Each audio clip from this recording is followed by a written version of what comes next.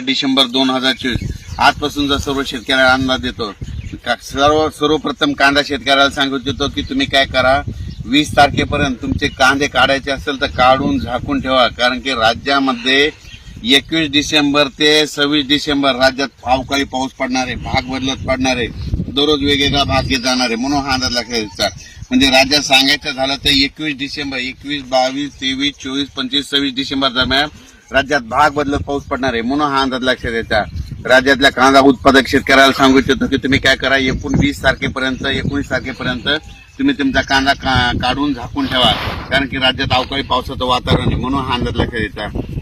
राज्यातल्या परत एक तुम्हाला एक सांगू इच्छितो, वीट भट्टीवाल्याला सांगू इच्छितो की तुम्ही काय करा, 20 तारखेपर्यंत तुमच्या विटा वाटल्यास कच्च्या असल्या तर झाकून ठेवा, कारण की 21 ते 26 जोराचा पाऊस पडणार आहे, विजेच्या कडकडासह पडणार आहे। म्हणून हा अंदाज लक्षात द्यायचा। त्याच्यानंतर हा पाऊस सांगायचं झालं तर म्हणजे उत्तर महाराष्ट्राकडे मुंबईसह पडणार आहे, मुंबई पुणे तिकडे देखील पडणार आहे, मराठवाड्यात देखील पडणार आहे। म्हणून हा अंदाज लक्षात द्यायचा। म्हणजे राज्यात 21 ते 26 डिसेंबर राज्यात चांगला जोराचा पाऊस पडणार आहे। म्हणून हा अंदाज लक्षात द्यायचा। राज्यात एकंदरीत परिस्थिती बघितली तर सर्व शेतकऱ्याला सांगू इच्छितो की आता 19 डिसेंबर पर्यंत थंडीचं वातावरण तीव्र थंडी राहणार आहे। म्हणून हा अंदाज लक्षात द्यायचा। म्हणजे चांगली राज्यामध्ये थंडी खूप राहणार आहे। म्हणजे 19 तारखेपर्यंत राज्यात थंडी राहणार आहे। 20 ला लगेच राज्यात आभाळ येईल आणि 21 ला लगेच बऱ्याच ठिकाणी खूप आभाळ दाटून जाईल आणि मग 21 तारखेला नंतर राज्यात ठिकठिकाणी पाऊस पडलेला दिसेल।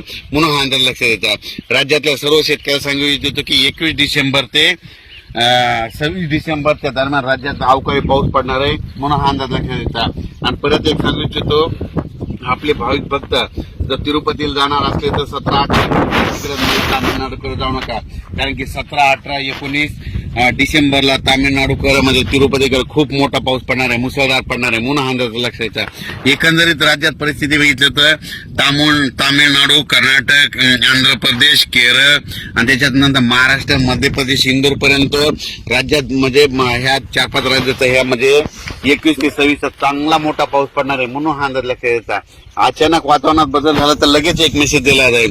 पण राज्यातल्या सर्व शेतकऱ्याला सांगू इच्छितो की तुम्ही काय करा, ज्यांचा कांदा काढणीचा आणि पुन्हा विशेष म्हणजे मका देखील बऱ्याच शेतकऱ्यांची काढणी चालू आहे, तुम्ही काय करा, बऱ्याच शेतकऱ्यांची उत्तर महाराष्ट्राकडे गेल्याच्या नंतर मकाची उघड्यावर टाकलेली तुम्ही काय करा, मका काढून वाट्यात झाकून ठेवा, कारण की 21 सप्टेंबरचा 21 डिसेंबर ते 26 डिसेंबरचा पाऊस दररोज वेगवेगळा भाग करत म्हणजे सगळीकडे पडणार आहे। म्हणजे वेगवेगळ्या भागात पडणार आहे, सर्वदूर पडणार नाही, पण भाग बदलत मात्र पाऊस पडणार आहे।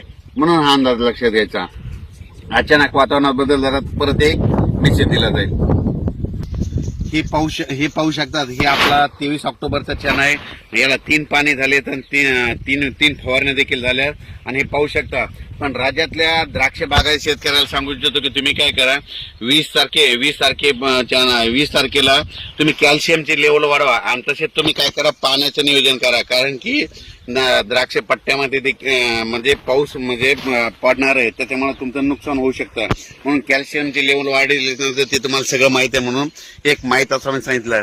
राज्यातल्या सर्व शेतकऱ्याला सांगू इच्छितो की राज्यामध्ये आपली जनावरे, पाळीव प्राणी म्हणजे 21 ते 26 डिसेंबर दरम्यान उघड्या बांधू नका, झाडाखाली बांधू नका, कारण की विजेच्या कडकडासह पाऊस पडणार आहे। म्हणून हा अंदाज लक्षात द्यायचा। अचानक वातावरणात बदल झाला तर लगेच एक मेसेज दिला जाईल। धन्यवाद।